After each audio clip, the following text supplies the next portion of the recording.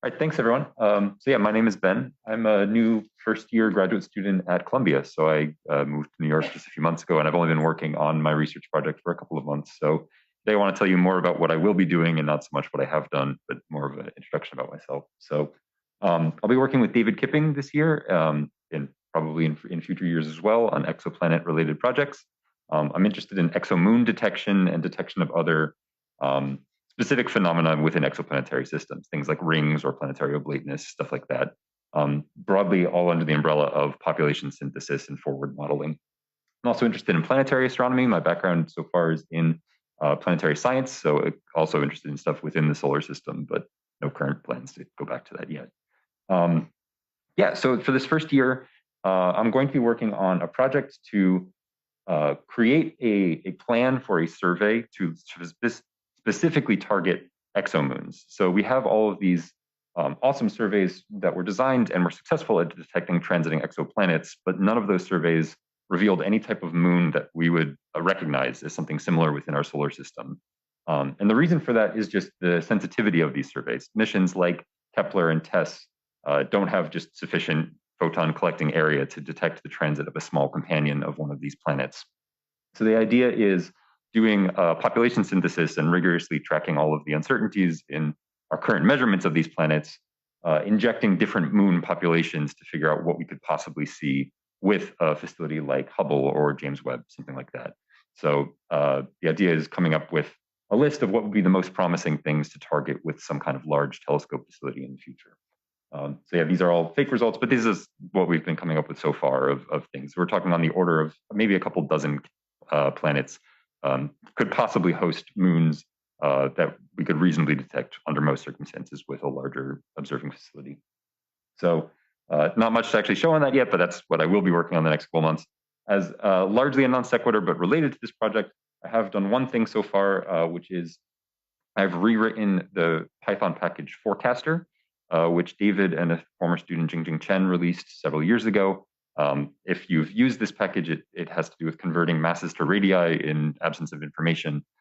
This is largely the same model. The model has not been refit, but the whole internals of the package have been rewritten to make it faster and just a couple of more user tweaks. So if you use Forecaster, check out the new version on GitHub. Thank you.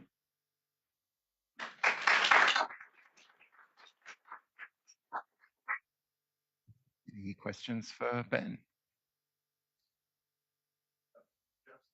You use the seat mic. No, on the right there. Some people suggested that moons have been detected because of their sodium potassium signatures. Is that right? I wouldn't know. There are definitely other ways to detect moons besides their direct transit. More commonly, people look for transit timing variations or duration variations. I'm specifically focusing on directly detecting the transit of the moon itself. So the numbers you were quoting, your fake numbers, that was from looking at a survey of what number of planets to find that number of moons? As many as we could look at in the NASA Exoplanet Archive. Okay, so, which is of order? Of order 4,000 or so. Yeah. Things that had enough information that we could transit. So we're looking at specifically transiting planets because we can't look at the transit of a moon if the planet itself doesn't transit. Yeah, and we're also going to check the candidates just to see if there's a candidate that looks like a promising target. We'll go through the effort of actually validating the candidate as well. Is the time? And nobody else? Okay, so I think I'm quoting your research advisor. I think it's David Kipping. Well, I know it's David Kipping. But the question is, can you do anything statistically in the sample rather than looking at individually, or is that just lessening your signal? Meaning, like, add all the transits together and see if you see wings in some sense. That's a way to and that's something that David's worked on a lot. It wouldn't be relevant for this project because the idea of this project is get away from the currently existing data, which is not sensitive, that you would need to use techniques like stacking all of multiple planet transits. The idea of this project would be what planets could host a moon we could directly detect without having to resort to stacking multiple planets. Any other questions? If not, Thank you, Ben. Thank you.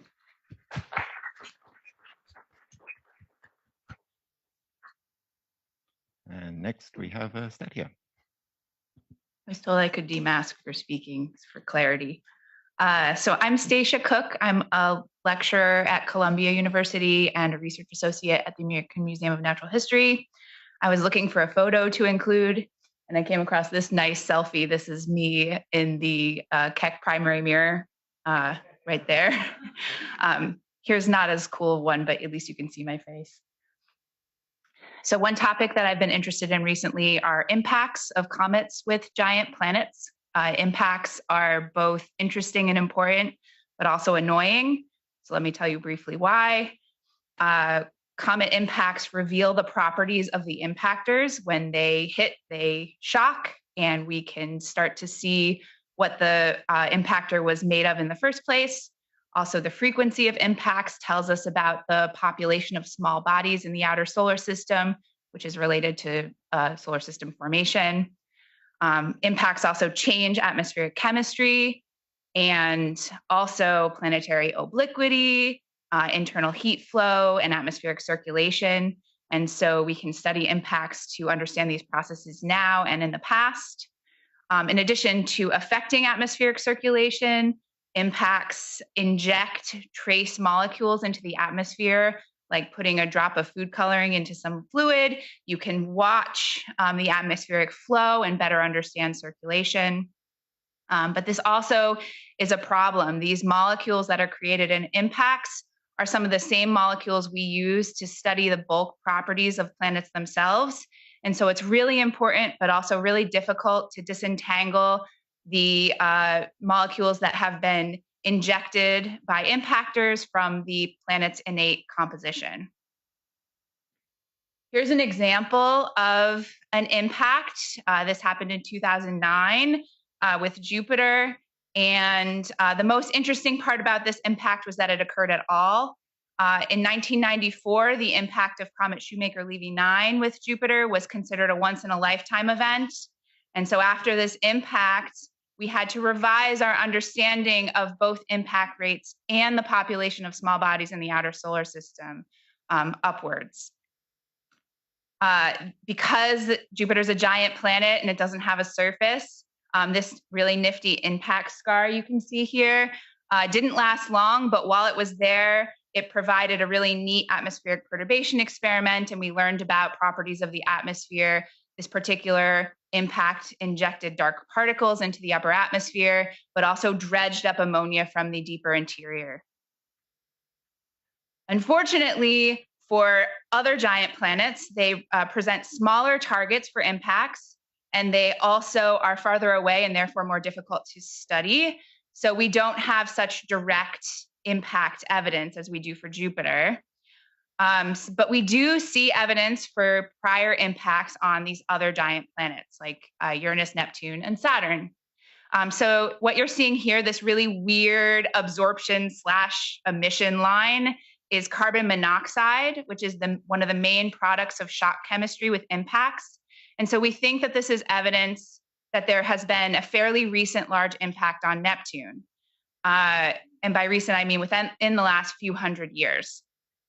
So one of the projects I'm working on now is to study the details of the CO distribution on Neptune right now and compare it with detailed photochemical models of an impact over time to better understand the likelihood that there was a large impact in the first place and also disentangle CO from impacts from the planet's innate composition.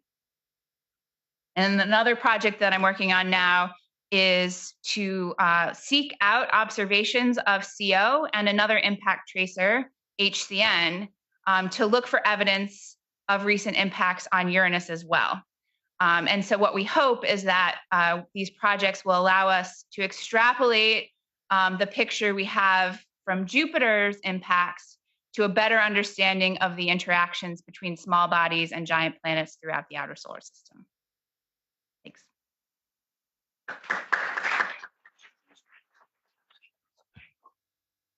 Questions?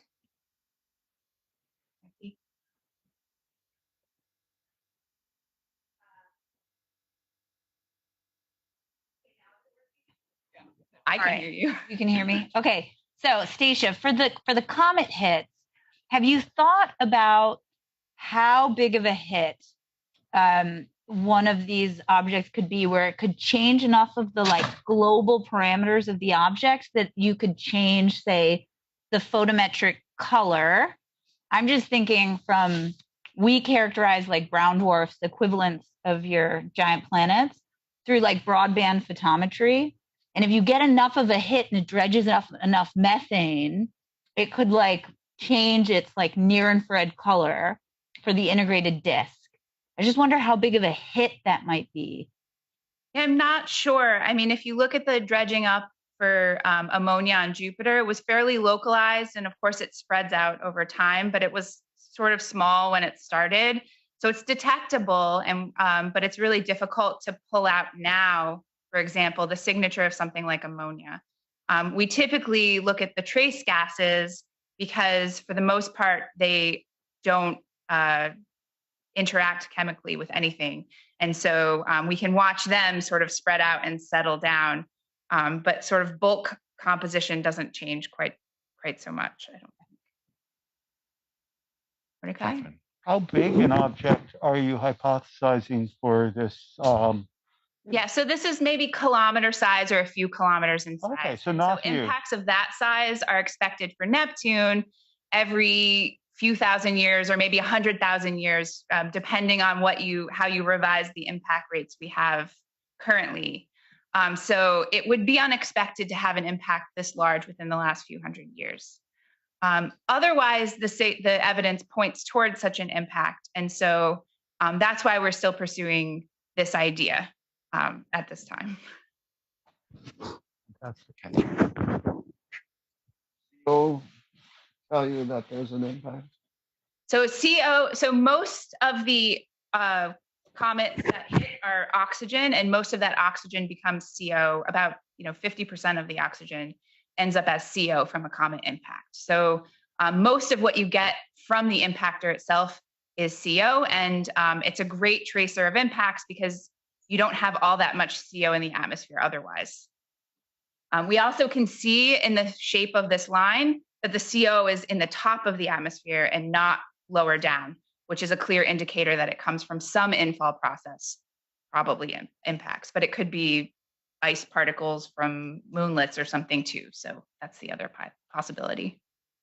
Okay, I think we should move Thank on. you. So thank you very much indeed.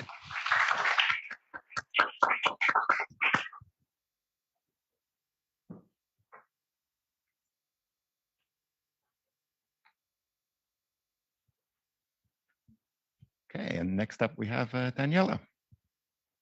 Hey everyone, thanks for having me here. So my name is Daniela Bardeles Gagliuffi. I'm a postdoc at AMNH, and I guess this is the first time that I'm in a planet session, so it's very exciting for me. Should I just go forward with this? Okay.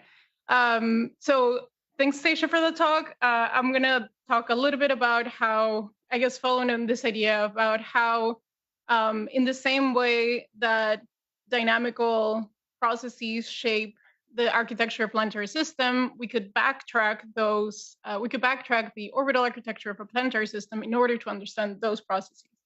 So here I present to you 14Her. It's the closest solar type multi-giant planet host star to the Earth. It's a K0 dwarf, and it has some fundamental properties that are pretty similar to the Sun, except that the metallicity is a little bit higher. It's at 18 parsecs, and it hosts 2 giant planets. And we know that because it has this beautiful RV curve. And so every one of those patterns essentially indicates that there's some periodicity. And that is a closer in planet, but also because there's a long-term trend that you can see. So that indicates that there's a second planet in that system. So the good news is that we have the variable RV. It also happens that this star is part of a select number of stars that have different proper motions measured between Gaia in 2015, and Hipparcos in the 90s. So the difference between those two proper motions is about 31 sigma. It's very different. It's not due to instrumental, like the systematics or anything like that. It's actually there is a perturbation on that motion, and that is caused due to this giant planet. But unfortunately, we don't have a direct imaging constraint, and we'll see later why not. So the good news is that we have a variable RV and this Gaia Hipparcos acceleration, and that those two, with those two pieces of data, we can actually reconstruct the whole architecture of the planetary system. And so this is what we find. We have two massive giant planets in the system, B and C. So the mass of the parameters of the B planet were already known from the literature as the one that's closest. We had several epochs of several orbits already of the RV. The parameters for the C planet were harder to find because our 20 years of high-res data only covers about 15% of the whole period. And so we have a B planet. The B planet has a mass of like 9 Jupiter masses. It is located at 2.8 AUs from the star. It's very eccentric, 0.4 of eccentricity, and it has an inclination of about 32 degrees. The C planet is 7 Jupiter masses. It's a little bit less massive, but somewhat within, kind of similar. It is 27 AUs, so much further away, 0.64 eccentricity, and it has an inclination of 101. And so if you think about this with respect to the solar system, the B planet is sitting, it is 9 times as massive as Jupiter, and it's sitting right around where you would find the asteroid belt. And then the C planet, 7 times as massive as Jupiter, and it's somewhat around the orbit of Neptune. So it kind of feels really proud. But the difference is that the inclinations, these planets are not on the same plane. And this can get confusing because we have an inclination of 0, for example, would be the whole system face on, like pointing at you. You can only have one configuration which the inclination is 0, but the inclination of 90 means that your system is edge on, and you actually have like infinite ways in which your system can be edge on. So in order to make sure, like really, really sure in 3D that these planets were actually misaligned, we use the posteriors for the inclination and the ascending node. And so what we did was essentially find the angular momentum vector for each one of the planetary orbits, and then compare those two vectors, find the angle between them. And what we find is that the distribution of that angle is very different from the prior of inclination in the code, which means that the two orbits are strongly misaligned. The coplanarity is strongly disfavored. And what do I have next? Ooh, okay. And so to give you a little bit of a visual, this is how we think that the system looks like. This is a video made by Dayon Desser, who's a high school teacher. Can I do this again? I don't know if I can. Yes. He's a high school teacher that is collaborating with us at Beauty NYC, and Jackie Arity also helped with this, and this is done with open space. But what I find really interesting about this whole system is that the reason why it may look like that, is that it may have undergone a process called planet-planet scattering. So we know that in metal-rich stars, it's typical to have many giant planets. I'm almost done. And what may have happened is that the mutual gravity of these planets could have kicked out one of the planets out of the orbit, and that also settles the orbits into very eccentric, misaligned orbits. So with that, I'll answer any questions. Thank you.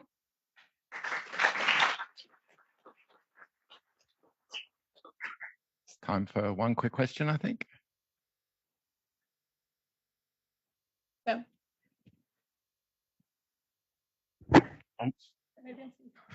I think I got the button this time. All right. So I just had a question about the previous slide. So you showed the like prior of your distribution of measurements, and then I guess the posterior, the black lines correspond to the posterior. So it looked like those, like the mean of that was very similar, but that implied that the planets were like at 90-degree angles to one another. Can you just say a little bit how, like, I would think that the prior would be that the planets would be perfectly aligned, not misaligned. So I Right. think So that has to do with the orientation with respect to the sky.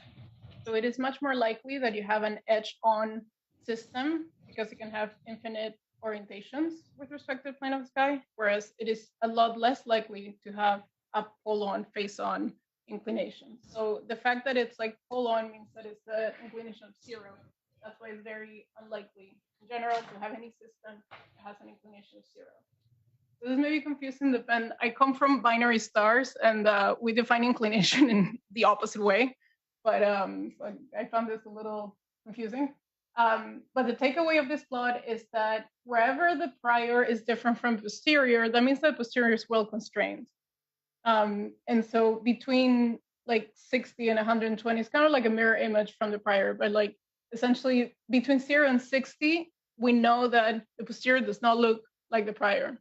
And what that means in the end is that the mutual inclination is likely to be essentially 60 or more. okay. So this is like a sky projected angle, or is this a mutual inclination between the two planets? This is the mutual. This is the mutual inclination between the two planets. Okay. But and the prior is also on that. Between the two orbits. And the prior is. It's also not a sky projected angle. It's prior on the actual distribution of the planets. Yes. Yeah. The prior, yes, because we calculated these angles from combining the inclination and the ascending node and the longitude of ascending node. It gives you the 3D angle of the orbit.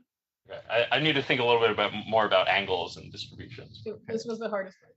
Okay. Thank you. Thank you very much. That was a fascinating system, that one. We could talk a long time. Thank you.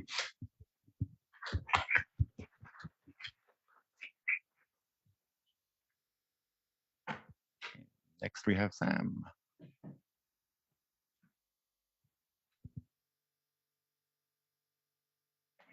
guess I could have walked up here to ask that question, but that's okay. All right. So yeah, hi everyone. For those of you who don't know me, I'm Sam Grunblatt. I'm a postdoc at the American Museum of Natural History and a visiting scholar here at the CCA. And I work largely on planetary archaeology, or trying to study planets that are orbiting evolved or giant stars using a variety of different methods. So when I first started my postdoc, we didn't actually know about a whole lot of these planets transiting giant stars. And so the green dots on this plot are everything that we knew of when I started here in New York. But since then, we've done really well thanks to TESS. So TESS launched in 2018. And since then, I've been leading a search to try and detect these giants transiting giants in the TESS data and then follow them up with ground-based facilities like radial velocity facilities in order to measure things like the masses, the radii, the densities of these planets, and try and figure out what's going on with them. And so I can say that our TESS survey has been super successful. So all of the stars that you see on this plot are from TESS, and all of the colored stars, so the red and purple stars, are ones that were discovered by our search. So we've been really, really successful. We've been more successful at finding these planets than any other search in the TESS data. And we've actually been able to confirm some of these planets now by getting RVs from the Keck telescope, Keck High Res in Hawaii. And so the 4 big stars that are on this plot are now all 4 confirmed planets that have either been submitted or accepted for publication. And all of the purple stars are ones that we're currently following up. So we're hoping that we can get some pretty exciting results out of those pretty soon that I'll talk about in just a second.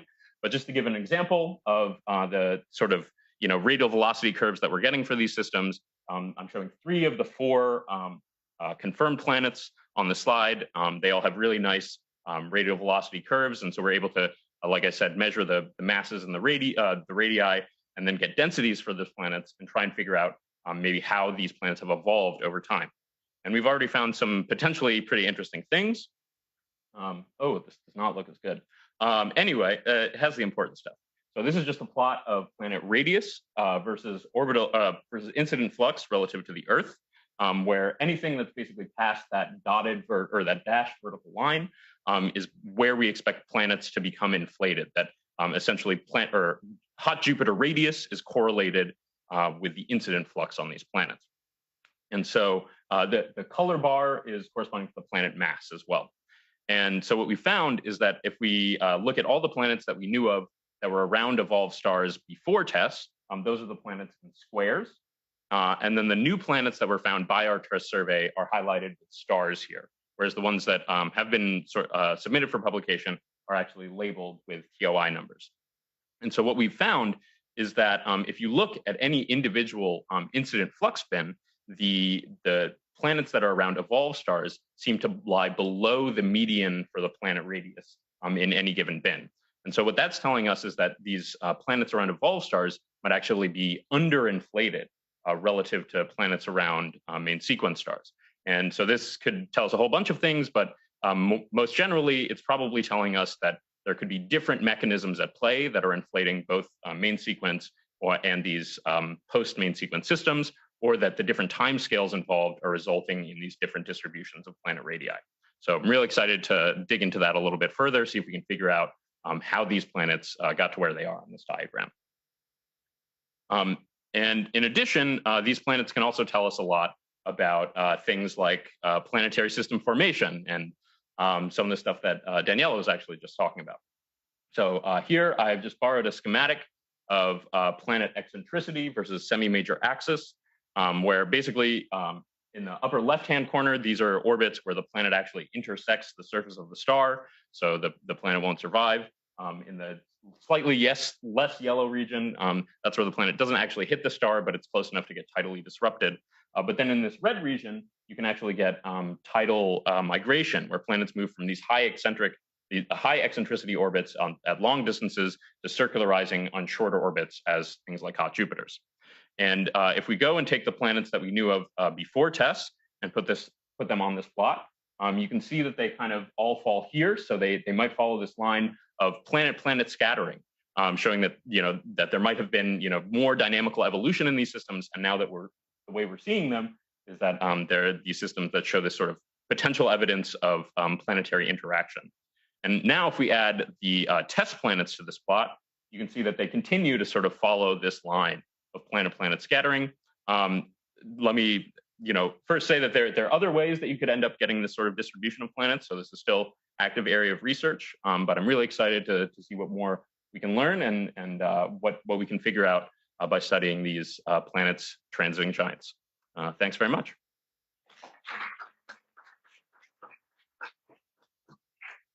Time for a question.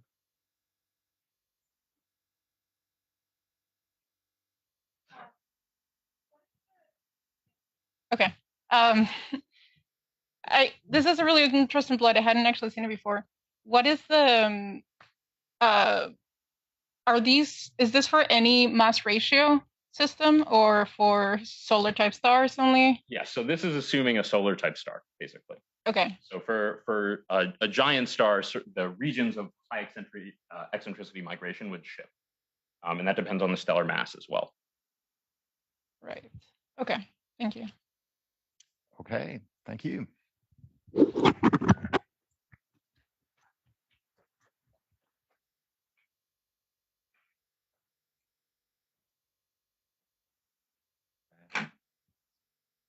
Okay, so next up we have Alexandra. Hi, I'm Alexandra Kuznetsova. I'm a Sagan Fellow here at the museum. And my personal hobby horse, which says stars, I know, but I'm here to convince you that it's relevant for planets, is that really star and planet formation is a multi-scale process. And what I mean by this is that we generally have this picture of a big molecular cloud. We form stars in a cluster, and then those stars start their lives as kind of protostellar cores and protoplanetary disks.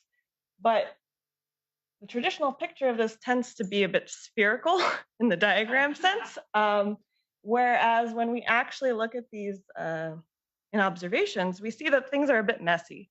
And so on multiple scales, you can see that there's this new popular word that we use. We like to use substructure, which means that generally things are a little bit more heterogeneous, non-spherical, and you'll also notice that this is a huge dynamic range, but a lot of what I've worked on in the past has been sort of this to show that actually the huge dynamic range matters. When you're forming stars in these big cluster simulations, they're accreting from very large distances. The star forming environment plays kind of very important and pivotal role in the development of these planet forming systems. And so in particular, what I work on right now is kind of the prospects for planet formation at earlier stages when the planet forming disk is still receiving material from its nascent like parental molecular cloud, the stage of infall, the embedded phase. But I'm trying to kind of take this and make it a little bit more realistic so that you're actually incorporating the messiness and the heterogeneity of the star forming environment and seeing the effect of that on our traditional picture of disk formation during this stage. And what you really find is that you start these fun instabilities, which drive things like vortices and spiral features in your disks. It becomes a very dynamically interesting system that you can actually create better conditions for planet formation during this embedded phase by perturbing the disk with this cloud material, which also results in the formation of millimeter rings. If you have millimeter dust, you can collect them in these pressure variations that we've created by really dynamically changing the pressure landscape of this disk.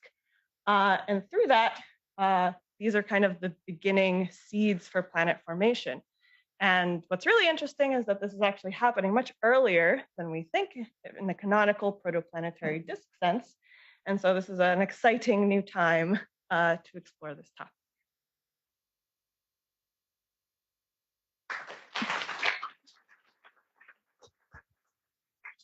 Questions?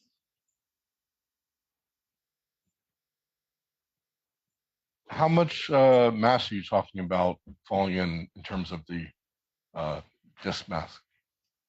So mass is about 0.07 solar masses around a 1 solar mass star. And so this episode of infall would be about 20% of that disk mass. Catherine. This happens during the embedded phase, right? So it's not observable. Actually, now people are making more observations with ALMA during this phase, so we can actually image the streaming and falling structures, and people are working on separating out the disk emission from the envelope emission in lots of clever different ways. But it is true, I don't work in this field, but it is true there has been a problem for a while that planets form too fast. Is that right? Right way of saying well, I think in the planetary phase, there's a tendency for planets to form and then be jettisoned into the star, and that's been a big issue. But with this kind of new phenomenon where we're looking at kind of changing the pressure profile of disks, where you have bumps that can trap the dust, and thus maybe even larger bodies, you kind of could circumvent that problem if you're able to perturb these systems. Okay, thank you very much, Alexandra.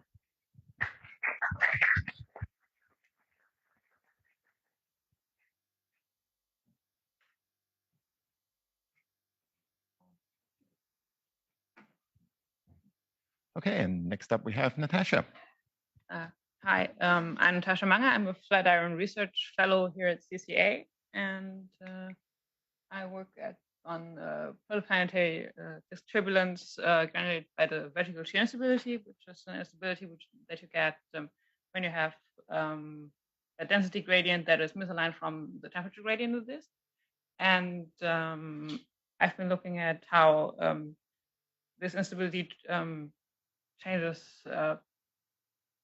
as a function of kind of the disk conditions, so what temperature gradient do you assume over those things. And I've seen that the angular momentum transport in the disk is actually dependent on the disk aspect ratio. So the higher your disk aspect ratio is, the higher is actually your angular momentum transport. So you have alpha is between 10 to the minus 5 and 10 to the minus 3. And it's also dependent on the disk temperature gradient d log T, d log R. And also has varies between 10 to the minus 3 and 10 to the minus 4. And this actually also shows that but in the beginning we had kind of a problem that that 3 different works had 3 different angular momentum transport strengths for their simulations, and this shows that it's actually just what you assume for it is. And if you go back to the envelope kind of calculation, you actually get that alpha is dependent on q times h squared. That's because of the vertical shear that is produced in the disk per scale height.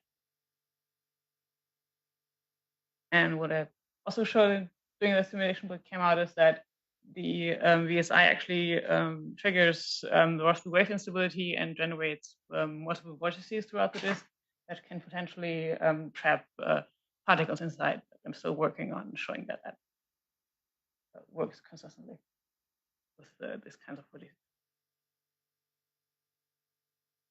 And what I'm also interested in is how all this large-scale turbulence actually affects how the particles cluster on the really small scales that are important for the actual growth of the particles. And I've been working on this is looking at how in driven turbulence the dust to gas ratio that you assume in the disk changes how your particles cluster, and you can see that for when your stopping time is actually larger than your smallest eddy turnover timescale, is that higher dust to gas ratio actually favors your clustering of your particles, while if it's smaller, it actually slightly disfavors your the clustering, so you get less clustering for really, really small particles.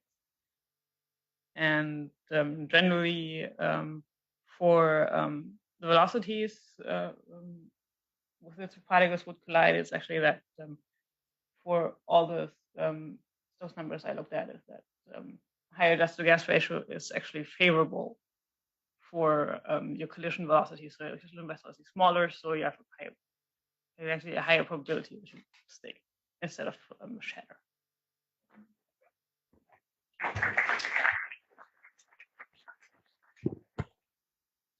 Questions for Natasha? Mordecai.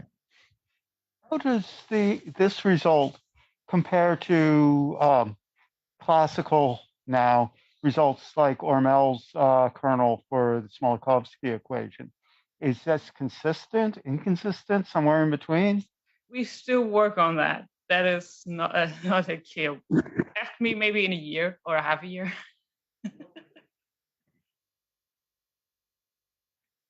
Any other questions? If not, thank you, Natasha.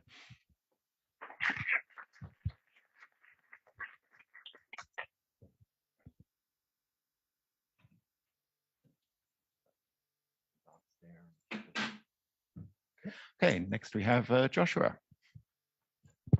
Okay, thank you. Well, like Daniela, this is the first time I've ever been in a planets session, so bear with me. I don't know much about the subject. I'll explain a little bit why I'm here. So when I arrived at my institution, which is CUNY LaGuardia, I was actually approached by one of Phil's old students, Jared Workman, who was a faculty at the time. Let's see, it's not right. This way.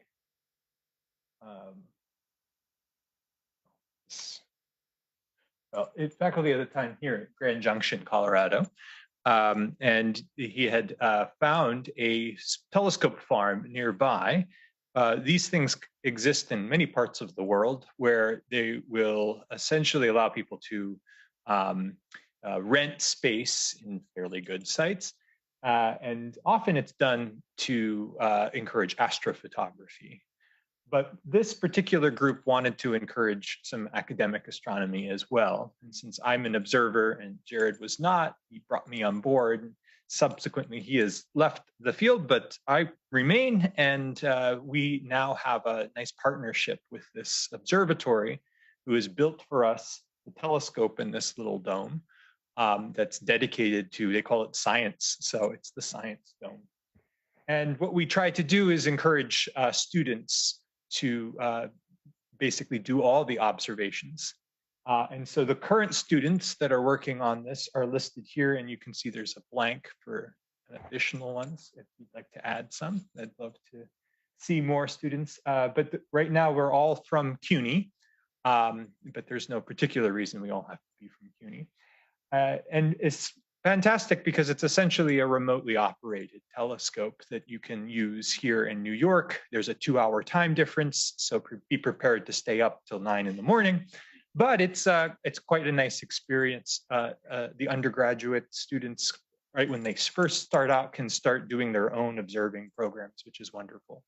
And the reason I'm in the planets section is because that seems to be what everybody wants to look at. So that's what we look at. We look at follow-ups for transits. Here's a little bit about our vital statistics. This is the telescope itself looking towards the slit in that dome. And there's some pretty fun things that you can do with this. It's all photometry for the time being. There's some talk of putting a spectroscope on there, but for something this size, I haven't quite come up with the use case for a spectrometer here, but photometry, fantastic. Follow-ups for transits seems to be a pretty good thing to do. And I'll just show a little bit about how a typical observing run will go for one of our students. So we do like to use this nice website up here, which is run by Eric Jensen from Swarthmore, who has worked with follow-ups for transits for years and years. And it's a fantastic little piece of software where you just put in the night and where you are. And it tells you, this is the transit you probably are interested in. So this was actually a transit that Daniel, who's the student in the back, who's my student right now, observed on Tuesday night, all night. Of course, it's a 12-hour transit, so we didn't get the ingress, but I think we got the egress, right? We got the egress. And we're joining a group out of JPL run by Robert Zellum, who has written this beautiful data reduction code called Exotic. I encourage you to check it out if you are into this sort of thing. This is a thing I stole shamelessly from Daniel's poster, who he's presenting some of his first work on this using that data reduction code. And of course, you are at the whim of the weather and the conditions for the sky. So I pulled out my favorite sky condition. You can see that, well, as of this was from last night, tonight doesn't look so great. But tomorrow night looks pretty good, perhaps. So if you're interested, contact me. Maybe you can do some observing tomorrow night in Colorado. So I just wanted to introduce that and give a little bit of an advertisement, and happy to take questions.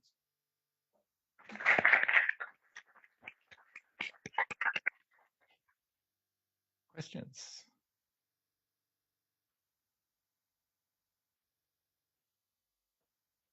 Hi. What are other uses? What do other people use the farm for? So far, we've only had one other use case, which has been variable star observing.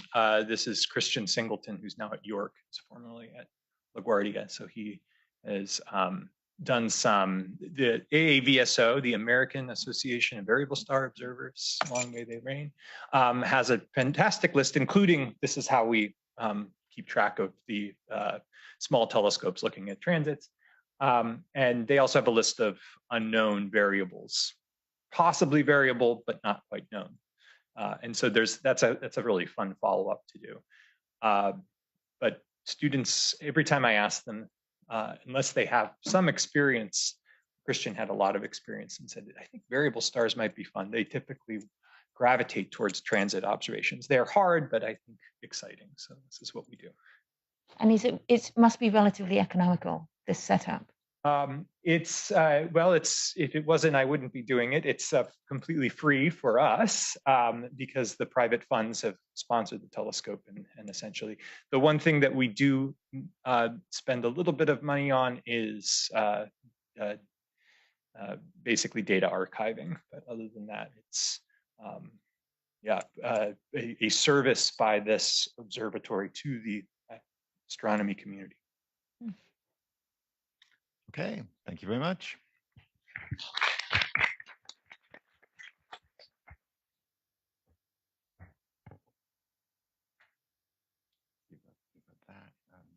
will actually be like on the screen there. Oh, cool. Okay, next we have Johanna. Hi, good morning, everyone. It's nice to be back at CCA in person. For those who don't know me, my name is Johanna Voss, and I'm a postdoc at the museum, working in the BDNYC group. And what I'm interested in is studying weather on worlds beyond our solar system. And the type of worlds I study range from kind of high mass brown dwarfs all the way down into directly imaged exoplanets orbiting stars. And there's kind of three main weather processes that are keeping me up at night. The first is clouds, which are extremely abundant in these atmospheres. On the left-hand side, I'm showing you a video of kind of one of the main techniques I've been using to try and study clouds in these worlds, called variability monitoring. We basically stare at this world, whether it's a brown dwarf or a giant exoplanet, and we see these dramatic changes in both flux brightness and spectra as the clouds rotate in and out of view. And these observations really give us a unique view into the cloud structures present and their spatial scale, their composition, as well as how fast they evolve.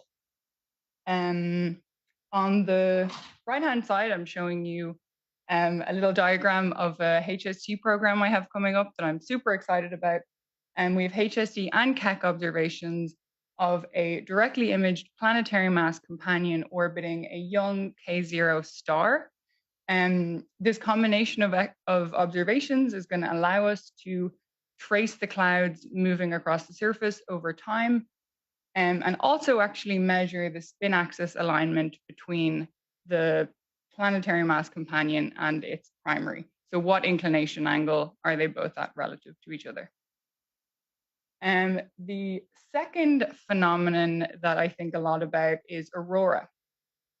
On the left-hand side, I'm showing you Jupiter and the radio signal coming from its auroral activity. And this same process occurs on brown dwarfs. And we've detected it on a lot of brown dwarfs. But it's kind of a lot more souped up, so much stronger magnetic fields. We detect it on brown dwarfs by looking for these circularly polarized pulses of radio emission, if you look at it with the VLA. One project I'm excited about is a joint HST and VLA program that's going to allow us to reveal the signatures of aurora in the infrared for the first time in a sample of brown dwarfs. This is important because with JWST launching very soon, we're going to be getting lots of images and spectra of directly imaged exoplanets in the infrared. So we really need to know if aurora are affecting our observations there. Finally, the last weather process that keeps me up at night are winds. Last year, some collaborators and I developed a new technique to measure the zonal wind speed in the atmospheres of brown dwarfs and giant planets. We identified a brown dwarf that exhibits both cloudy variability and these auroral pulses I was talking about. And actually using a technique first developed for Jupiter, we were able to measure the wind speed on a brown dwarf for the first time. I don't have time to explain how that works, but if anybody wants to know, I can tell you later. The number we came up with was about 650 meters per second. So the wind is blowing pretty fast. But the thing I'm really excited about is that this is a brand new technique. It can be applied to a sample of brown dwarfs right now. And we're in the process of doing that.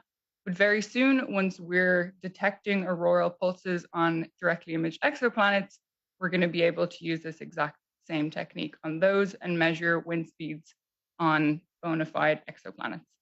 And that's everything. I'm happy to take your questions.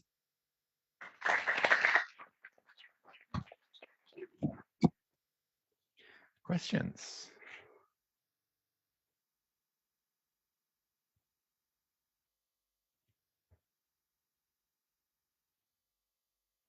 So what properties can you infer about the planets from studying their weather? Like, by studying winds or the clouds, like, can you infer something about how the planet forms, or like the history of the planet? Yeah, so I generally I'm kind of more focused in on looking at like what's going on instantaneously in the exoplanet or brown dwarf. But yeah, I think there are definitely ties to formation. And for instance, with the cloud project I showed you at the start, we're able to, if a brown dwarf or an exoplanet has clouds on its surface, you can measure its rotation period, then you can measure its inclination angle with respect to the primary, and that can give you clues on formation. Did it form like a brown dwarf or did it form more like a planet? So there are kind of clues to formation on the way. And we also think there are probably clues on formation kind of hidden in the composition of these clouds, or just the composition, the abundance of gases in the atmosphere. We haven't quite found the telltale signature of formation in there yet, but I think we will soon. Can you say something about the magnetic field strength of those brown dwarfs that have the aurora? Yes. So I think maybe Stacia will know this. On Jupiter, the magnetic field strength is about 1 Gauss, I believe. Yeah. Okay. On brown dwarfs, at least the brown dwarfs we've measured, when we see auroral pulses, it's anywhere from 10 to 100 Gauss. So it's like really, really souped up. There could be kind of much lower magnetic field strengths, but we just haven't detected it yet.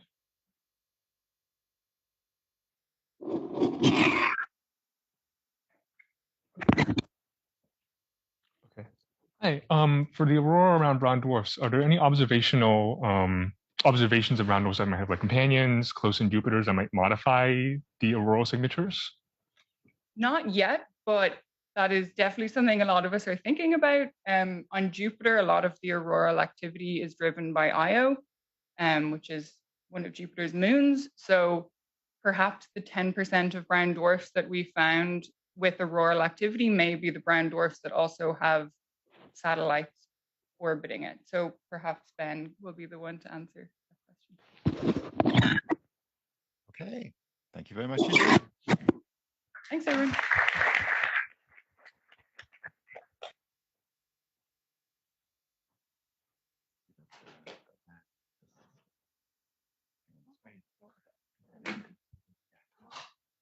Okay, and I think the last speaker of the session is Lily. I'm always the last speaker when it's alphabetical. So good morning, everyone. My name is Lily Zhao. I just started as a postdoc at the Flatiron at the CCA. And my shtick, so to speak, is making improvements in both instrumentation and methodology for improving radial velocity measurements for exoplanet detection and characterization. And so the field I work with is humbly called extreme precision radial velocity. And the idea is that we want to be able to make RV measurements at the level of about 10 to 30 centimeters per second, which is the precision you need to detect an Earth-like planet around a sun-like star. And so if we can achieve that, we can find a lot more Earth-like planets, which are currently missing from the surveys. We can get mass measurements from them and get a better understanding of what low mass planets look like, whether there's a mass radius relationship that can be better constrained. You can also find more planets that are missing in multi-planet systems. So you get a more complete dynamical picture of the system that helps with planet formation, simulations, any migration theories and things like that. And so throughout my time, oh, woof, sorry about the resolution. But I've really worked in a lot of different areas of EPRVs, mainly with the spectrograph that I pictured here called EXPRESS, the Extreme Precision Spectrograph. It's an optical spectrograph that we designed to be fairly high resolution, so it has a median resolving power of about 137,000 and an instrument stability currently of 4 to 7 centimeters per second. And so when I was a graduate student working with this team, I worked on both like the optical design. And so if there's anyone who's out there who's interested about how spectrographs work or stabilizing techniques, any sort of systematics you might expect from the instrument that you're using or the data that you collect, or any sort of like observing strategy questions. So we're currently running a 100 Earth survey with Express, which required a lot of target selection and planning like the cadence that you'd need to be able to run this blind survey and try and find the Earth-like planets we're looking for. I'd be happy to discuss any of that. I also worked on writing the analysis pipeline for this spectrograph. My current favorite thing about pipelines is wavelength calibration. So if you're a wavelength calibration enthusiast, please be friends with me. There's not that many of us. But also, like, once we have the RVs, how should we process it? What sort of periodograms or other signal detection methods can you use to see if you have a true periodic signal from an orbiting planet, and which follows into, now that we're right on this edge of like what is possible to be detected, what's the sort of like decision-making tree that you should follow to make sure that you truly have a planet detection and it's not just noise from the star or something like that. Which leads to the third thing that I've been working on, which is this idea of stellar signals. And so variation on the surface of a star, the different activity that a star will do, it currently persists as the largest error in RV measurements, because while the star is orbiting the center of mass being pulled by a planet, the surface of the star itself is also moving. And this will add a lot of noise to your RV measurements that are either random or even quasi-periodic and can often be mistaken for a periodic planet signal. And so I'm working with a lot of people in the community trying to understand best methods for either mitigating this effect or disentangling them, so you know what's from the planet and what's from the star. I'm currently here working on a regression approach that's kind of a discriminative approximation to Doppler imaging the full surface of the star. And that's something that we would eventually want to work towards, especially with some local expertise like Rodrigo Luger's STARRY method and things like that. And so the way that I've been approaching stellar signals is I organized this Express Stellar Signals project, or the ESSP. And so this was a community-wide effort in which I talked to a lot of experts in the field that all had their like own methods that their group had been working on to mitigate stellar signals. So we had 11 different teams for a total of 40 participants all across these different institutions that tested a total of 21 different methods on Express data that we provided for them. And so in this way, they could test the methods that they had on next generation spectrograph that would be indicative in what we would be using to detect Earths. And we could have this like apples to apples comparison because they're doing it on the same data. And so doing that, we could kind of see like where the field was, what sort of progress is being made, and what sort of things still has to be done. And so that paper is currently in the longest refereeing process ever. But I'm excited also that I will soon be rebranding, I think, to the Extreme Stellar Signals Project, because the yellow points now mark different instruments that have come online since Express. So we have Express in Arizona and NEWIT that has also come up. We have the HARP South and Espresso spectrographs in South America, and HARPS North over in the Canary Islands. And so I'm talking with all these instrument teams to try and get data from different instruments so we can both isolate the instrument systematics, have better time coverage, a lot of the things. Many of these instruments have solar telescopes as well. And so there's solar data that we can compare with that we know, not that we know that there's no planets around the sun, but that we can remove them. And that the rest of the signals will be stellar signals. And so I'm very excited about this ability to like combine and collaborate with different instrument teams and these different experts around the world to determine the best ways to mitigate what is currently the largest problem in EPRVs. So if anyone's interested in EPRVs, data pipelines, stellar signals, find me, we'll chat. I live here now. So thank you for your attention, and I'm happy to take any questions.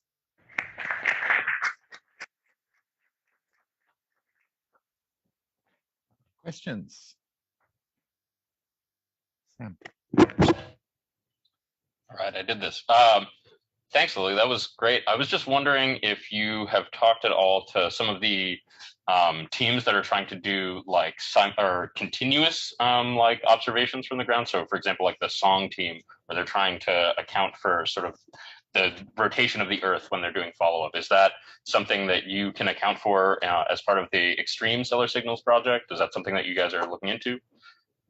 So I haven't talked to Song, and it would be a great idea too, but I think every telescope has their own corrections for barycentric corrections, which would take into account the rotation of the Earth, among other things, especially when you're looking at the sun, it gets a little bit complicated. But right now it's very much like each team will reduce their own data. They'll decide which data passes their specific quality checks, and then we'll just combine the best quality data. So more like we are looking at the end data products. So starting at the spectra, not RVs, we want to give people as much data as possible. But to produce those spectra, it's very much every team for itself. Okay.